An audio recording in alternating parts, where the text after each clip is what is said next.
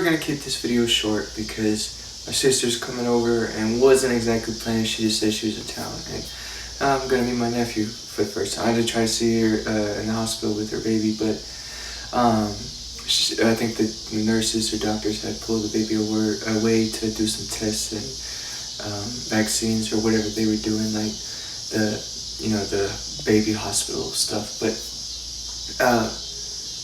I didn't get to see my nephew in the hospital, but I think she is gonna bring him over. I didn't ask her if she has her baby with her, but I'm pretty sure she does. And so I'm gonna see her again. I haven't saw her since the hospital, since she gave birth. I haven't watched her birth, I just saw her afterwards, but I haven't saw her since then. And so I'm probably gonna see my nephew for the first time, so that's very exciting. And looking forward. I don't know how close they are or when they're gonna be here, but I'm looking forward to that. And there's some other stuff I want to talk about in this video, like finally told my coworker, David, I don't know if I want to reveal his name, but finally told my coworker that I gave Brianna herpes and told him the truth. And I felt better. And the truth will set you free. I felt more free. And I'm just glad that I finally got that off my chest, because I don't want him to see me, I kind of see myself as garbage. I am a human being who makes mistakes, and I am not garbage. But what I do, and I do see what I did, my behavior, as scummy and trashy. And it's not something I'm proud of, something I am ashamed of. And, giving herpes to a mother where she potentially could give it to her son, and her son could be bullied and have trauma, and it's just that it's unpleasant, and it's not something that I shouldn't have done. And all the blame goes to me. I take full accountability of my actions. I'm trying to make it up to her by giving her advice, giving her sending her educational videos about herpes, and just sharing all my knowledge that I think will help, or know will help, or feel like it will help, and giving her money as well. I'm trying my best to make light of the situation and try to make it better and try to help her feel better. And I even told him this, I'm not the best person to give emotional support, and I feel like I don't do that great at giving emotional support, which I need to get better at. And I told her that I hope that she's emotionally okay, and I still want to keep checking up on her, because I do care about her, and I do regret what I did, and I shouldn't have done it. And I told him that, and I feel like even if and I don't think he hates me, it just might make him look at me differently, and but I know and feel he will forgive me for that, but it's not something that, I think he might feel disappointed in me, or I'm not sure how he feels. I probably should just ask him. But yeah, I feel like he might look at me differently and might not see me as the greatest person, which I don't think I have a great character. Now I'm trying my best to have a great character and aspire to be like Jesus and like Spider-Man and Captain America. And try to make up for all the wrong I've done, and try my best to do good and be good, and to be love and spread love. And that's what I'm trying to do. And so I'm finally glad that I told him, and I got that off my chest. And I just want to be honest with him. I trust him, and I don't want to have any lies in our relationship. There's probably some other stuff I should tell him as well. I told him what I did when I was 13, and he was very polite, very respectful, very loving, and very forgiving for what I told him. And he questioned me somewhat, but he kind of didn't even mention it. I don't think he wants to mention it, because it's not something that you want to talk about all the time, or every day.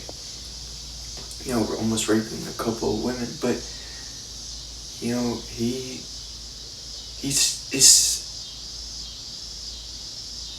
even with me telling him that, he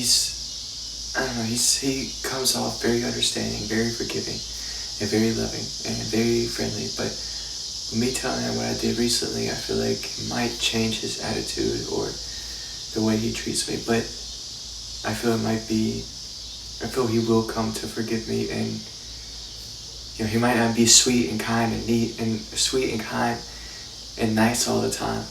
because I don't think I deserve sweet and kindness and friendliness and niceness all the time, and I don't like it. I like having mean. I like having sassiness. I like having harshness and toughness or roughness in people's voice and treatment every now and then. I don't like the sunshine of rainbows, all sweet and nice like candy. I want to take a sucker punch with my sweet candy, and both, a balance of both, a balance of the mean and nasty and nice and sweet. And I don't want him to be nice and sweet to me all the time and always. So I'm okay with him being mean and nasty. Now, I'm not saying that's who he is and that's his character. I'm just saying that if he were to be, I'll be okay with it because I feel like I might deserve it. Now, I don't deserve to be treated like trash always, but like I said, every now and then having some meanness and some harshness and some nastiness, I think it's okay. I just don't I don't want people to abuse that and to completely just, like I said, treat me like trash and be completely mean to me.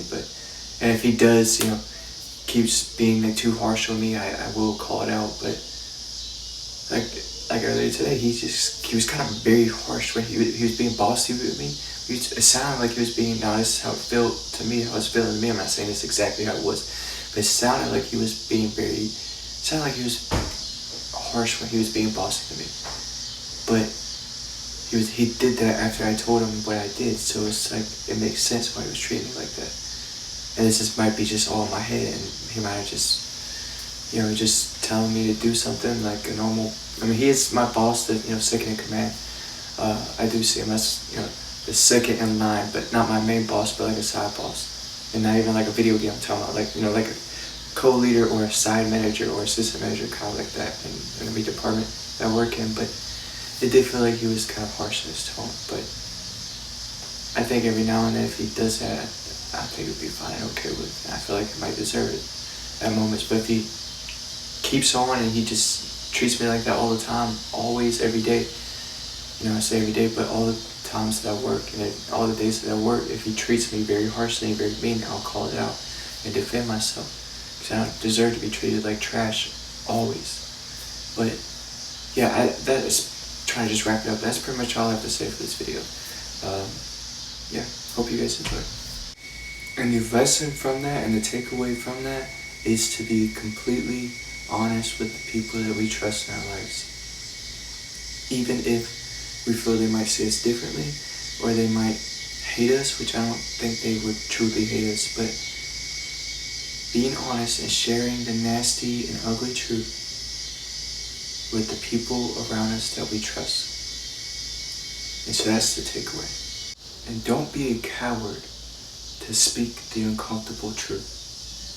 Because if I'm going to call myself a Christian, then I have to be courageous enough to speak the full truth and to be fully honest about everything and all my true feelings, especially to people around me that I trust.